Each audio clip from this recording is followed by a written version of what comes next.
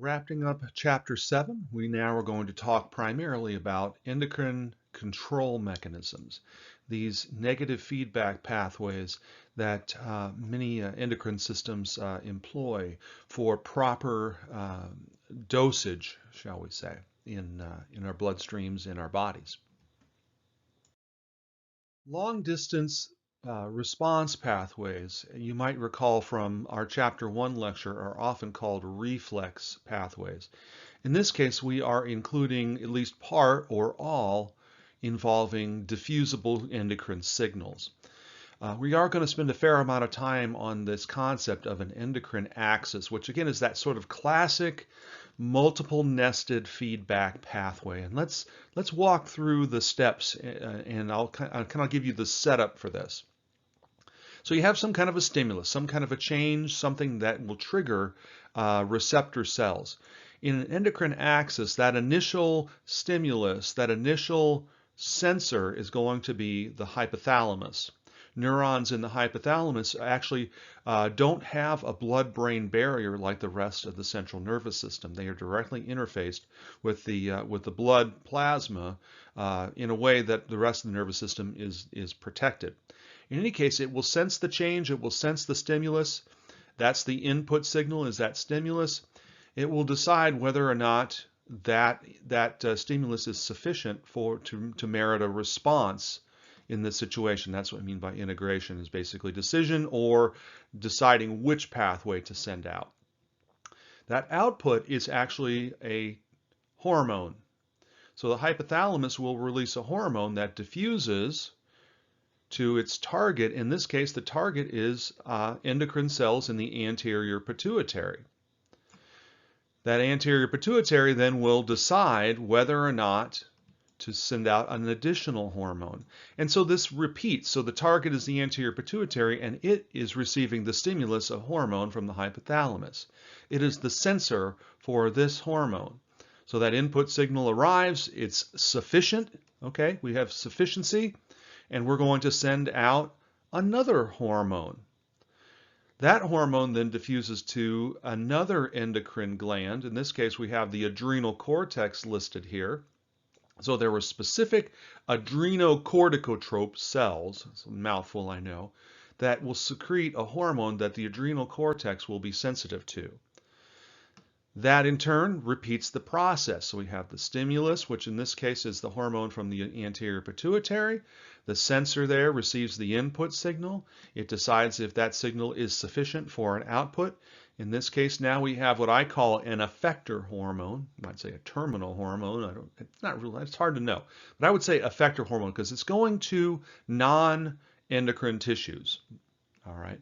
So the targets in this case would be things like muscle, bone, fat, heart, any of the tissues that are that would be considered effector targets. That leads to the physiologic response. Let's say the adrenal cortex secretes cortisol. Well, that goes to the heart and then triggers a change in heart rhythm and strength of contraction. All of this is mediated by multiple negative feedback pathways. Now, we've already discussed a positive feedback pathway involving the pituitary, but it was the posterior pituitary. That was the oxytocin pathway that I showed you in Chapter 1. But the vast majority of these things are negative feedback, and in the case of an axis, you have multiple negative feedback pathways. You are controlling this at literally every level so that you get it just right. You have just enough hormone to meet the metabolic need, not too much, not too little. As I illustrated in the previous lecture, the syndromes of endocrine disorder are almost always a syndrome of either excess hormone or a deficit of hormone. And so there's robust and redundant systems for protecting just right, if you will. To be sure, there are plenty of hormone reflex pathways that are what we call a simple endocrine reflex. The condition, like for instance low blood plasma, is sensed by the parathyroid gland. Parathyroid glands are just small sort of almond-sized glands found next to the thyroid. They sense that low blood plasma. They secrete parathyroid hormone. That parathyroid hormone diffuses out through the bloodstream, and its targets are three major targets. And this is an example of pleiotropic response. The parathyroid hormone in the bone is going to cause changes in cell behavior in that case. So osteocytes may become osteoclasts that start breaking down bone rather than sustaining it. Or you might have an increase in clasts and a decrease in blasts. So a net increase in resorption of the mineral hydroxyapatite in bone, liberating calcium for the blood. In the kidney, it's going to mediate a sort of an exocytosis event. What do I mean by that? Is that you have vesicles of calcium transporter in the kidney tubule cells that get exocytosed to the plasma membrane surface and allow for increased resorption of calcium from the renal filtrate. That is what we would call pre-urine, if you will. So more calcium is resorbed during the modification process before urinary filtrate is excreted into urine. And then you can also modulate intestinal absorption of calcium in the small intestine.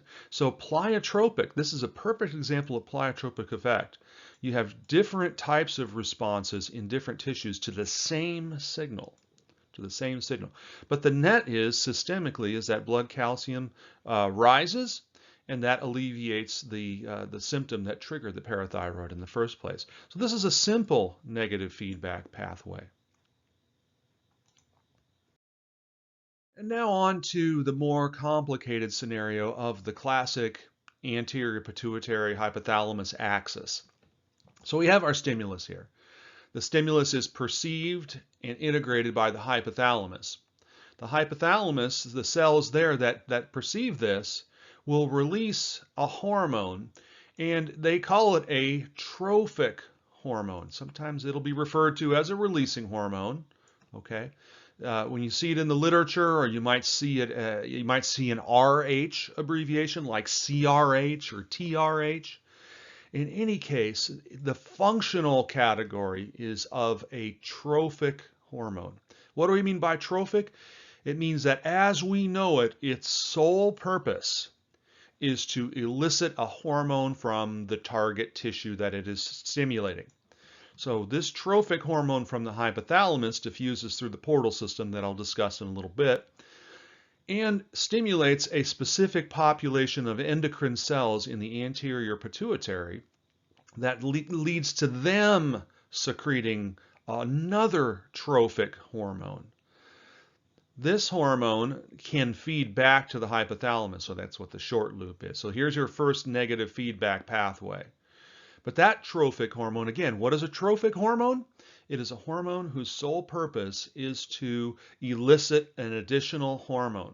So this one diffuses through the bloodstream, hits our endocrine gland. It could be the thyroid, it could be the gonads, it could be the adrenal gland. There's about 5 or 6. It could be the muscle and bone. In any case, that endocrine gland is now triggered to release what I call the effector hormone. So hormone 3, H3 here, is the effector hormone because it's going to diffuse out into the bloodstream, hit target tissue or tissues, leading to the ultimate response. But again, characterized by multiple integration steps, multiple hormone release steps, and multiple negative feedback pathways. Like for instance, our effector hormone not only hits target tissues to lead to responses, it's also negatively inhibiting the previous steps so that we're not secreting more of this than we need. We're control. So no excess, no deficit.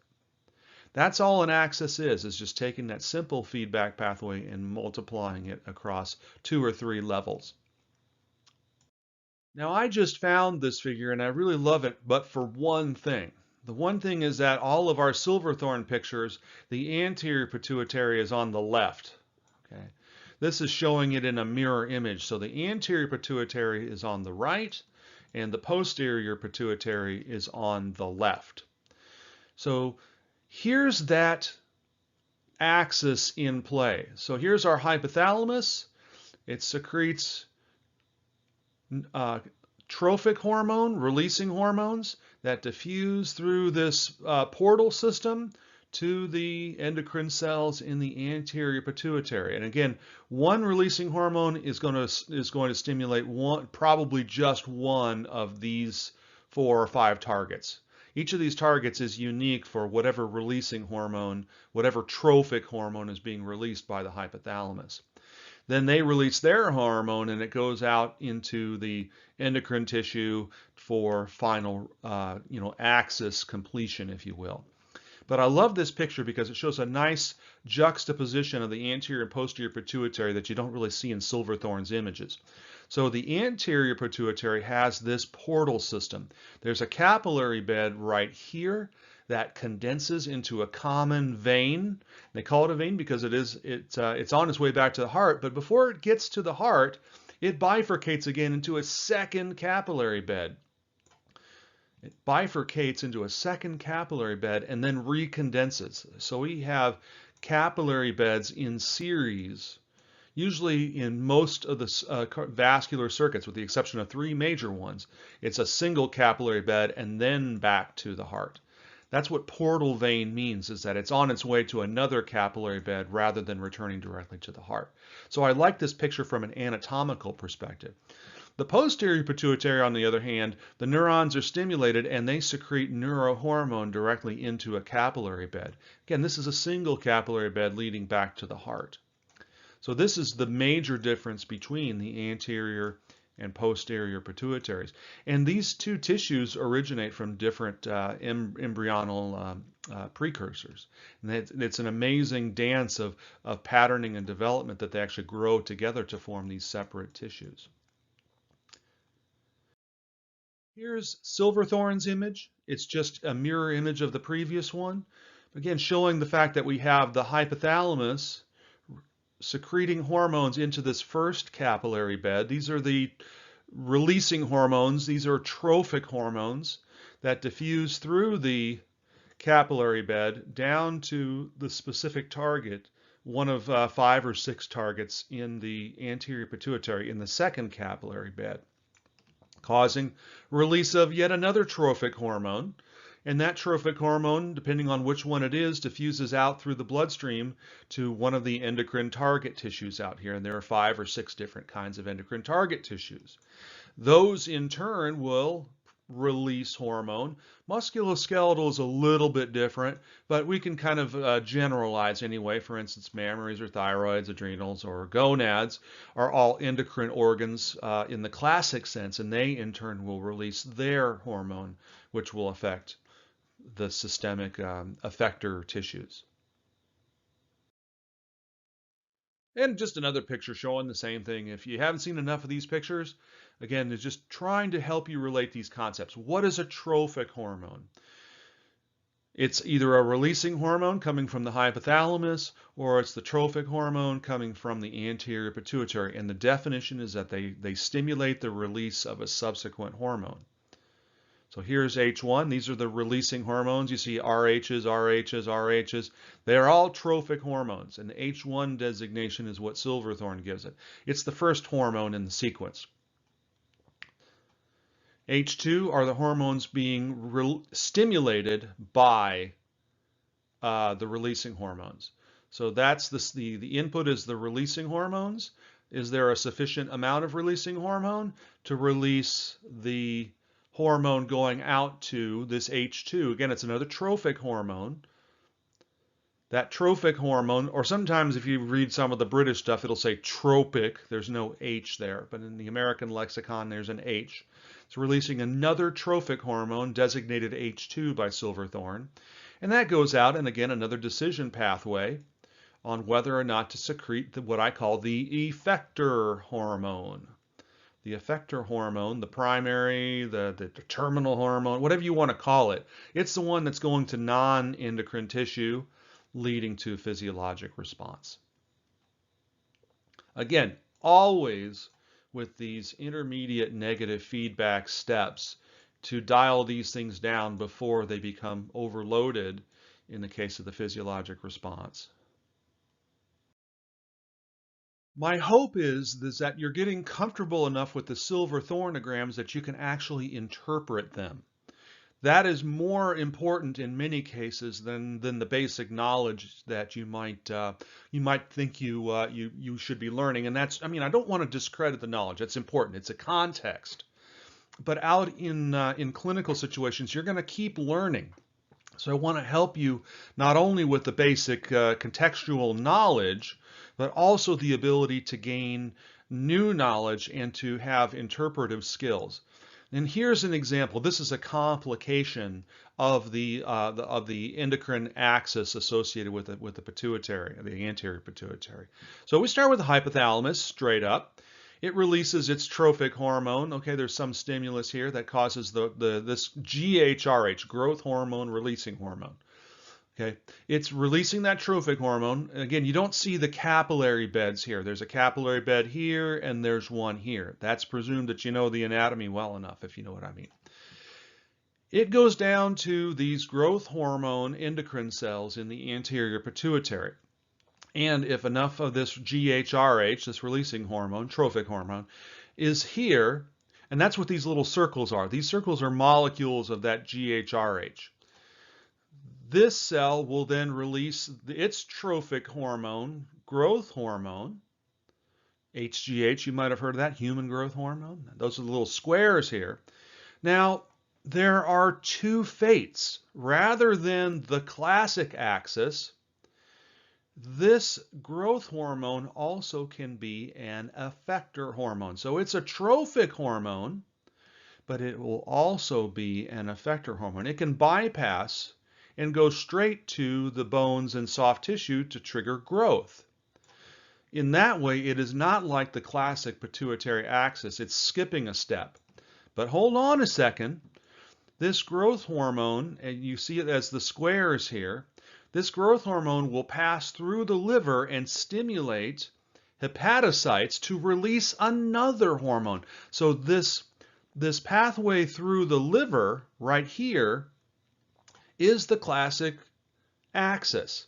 Decision, decision, and then the decision in the liver to release this effector hormone. These are insulin-like growth factors. It's a hormone that looks like insulin, and that's why insulin will trigger growth as well. It releases these triangles that then affect target tissue in the bone and soft tissue. So these two hormones are working together, the trophic hormone working as an effector and the insulin-like growth factor hormone that is working alongside that. So it's working together to mediate growth. But this growth hormone right here is functioning both as an effector going to the bone and soft tissue directly. That's the little squares, little purple squares here. And as a trophic hormone mediating release of a secondary, shall we say, synergistic hormone. That's what synergy is, working together. It's releasing these triangles, and you can see the receptors here on this target tissue. These are cells, by the way, with little receptors on their cell surface. One receptor is for the square and one receptor is for the triangle, and probably the tissues have both simultaneously. All right. But growth hormone is acting both as a trophic hormone, with the liver being the endocrine tissue, and as an effector hormone on the final destination of bone and soft tissue mediating growth. Sounds complicated, but just look for the simple pathways. Use the symbology to your effect. I have used this figure in questions in the past, and what I have seen the most common issue is that people are not really ascribing meaning to what they're seeing. It is really important because you're going to see all kinds of figures, you're going to see all kinds of things to make sure that you're being mindful, if you will, of what the symbology means. What are these circles? What's this little thing right here? What does this mean down here? You should work through the symbology. I almost wish they would use the cell symbols down here. They don't. They're just saying tissue. And maybe they should put both receptors on that tissue rather than one on one tissue and one on another. We can be as, we can do a million criticisms of this figure. Nevertheless, that's the norm rather than the exception. So use the symbology to help you. That will make this sort of complexity easier at any level of your education. Way of example, here's exactly what I mean. The hypothalamus in the brain leading to a releasing hormone in the anterior pituitary. Negative feedback pathways, okay? Leading to a couple of hormones being released. Here's a trophic hormone going to a certain population of cells, the Leydig cells that lead to testosterone. Again, feedback inhibition back up to these places. Also FSH, follicle stimulating hormone, another trophic hormone, binding to other cells in the testes in this case, Sertoli cells, leading to additional hormone releases that also can feed back. You're going to see figures like this anytime that you're involving some kind of growth or response system or endocrine system in the body. So my challenge to you, and I'm not going to explain this whole figure, it's the same story as before. Can you interpret this? Do you realize that there's a capillary bed here and here? Can you recognize the negative feedback pathways? There's probably a feedback pathway here as well, but it's not shown, okay? Again, work through this as practice, and it'll get easier as you practice. And yet another example, only this time with very, very lousy font. Now we're going to transition from the anterior pituitary to the posterior pituitary. We're going to talk about some of the neurohormones and what makes the posterior pituitary different from the anterior pituitary.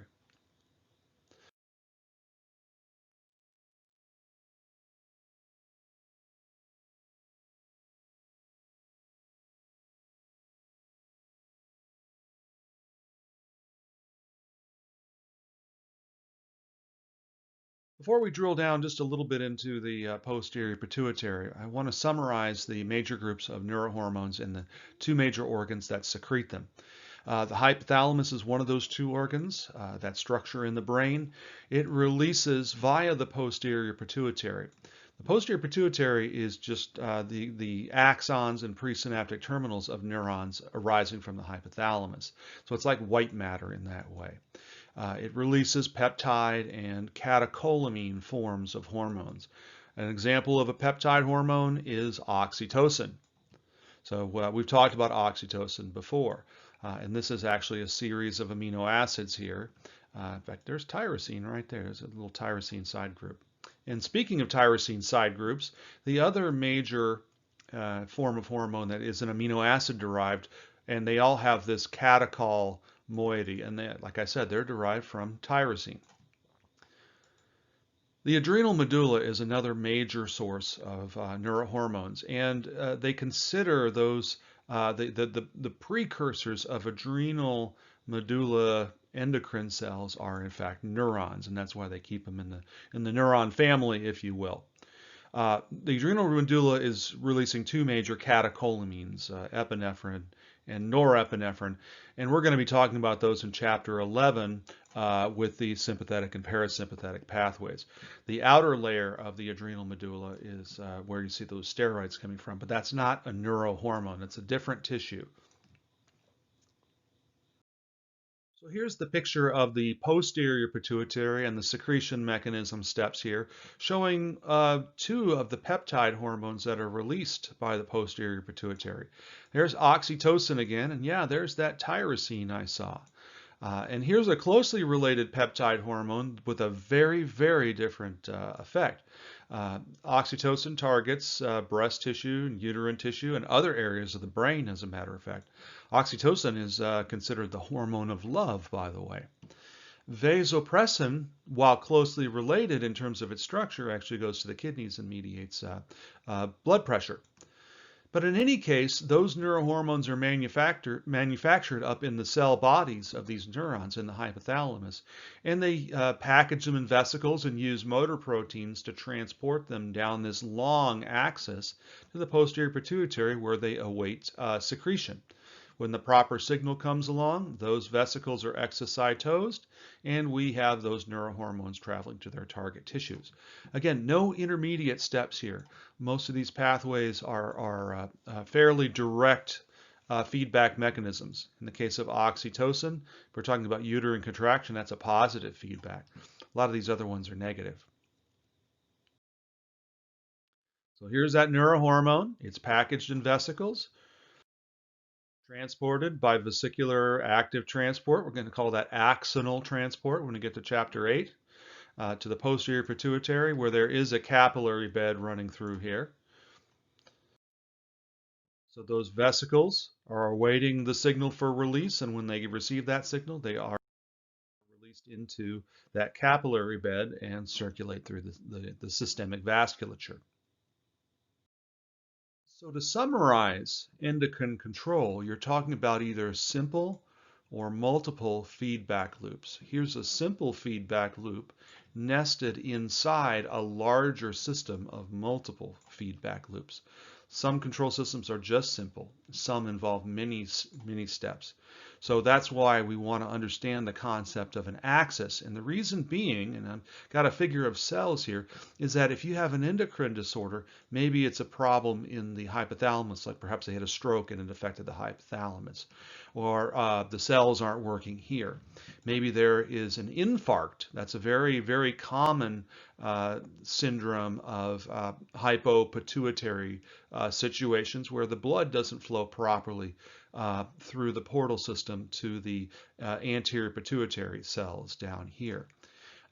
Or you have, the receptor deficits at any level. So understanding these levels is important for understanding how to diagnose properly. Understanding that concept of a trophic hormone. So all of these RHs and so forth coming from the hypothalamus, diffusing through that portal system to the anterior pituitary are leading to release of a subsequent hormone. That's the trophic hormone definition. Occasionally, if you read it out here, you'll hear hypothalamic hypophyseal portal system. Okay, just like the hepatic portal system is just describing where the location is. And there's at least 3 integrating centers. There's an integrating center up here, up here, up here, and probably a 4th one there in the target cells as well. Okay, so again, this should make sense if you have been following what we've been talking about. If it's not making sense, just by all means come reach out to me. We can work through this and help you achieve success in this area. And so with that, we complete chapter 7. Thank you for your time, and I will hopefully talk to you again soon. Thanks. Bye.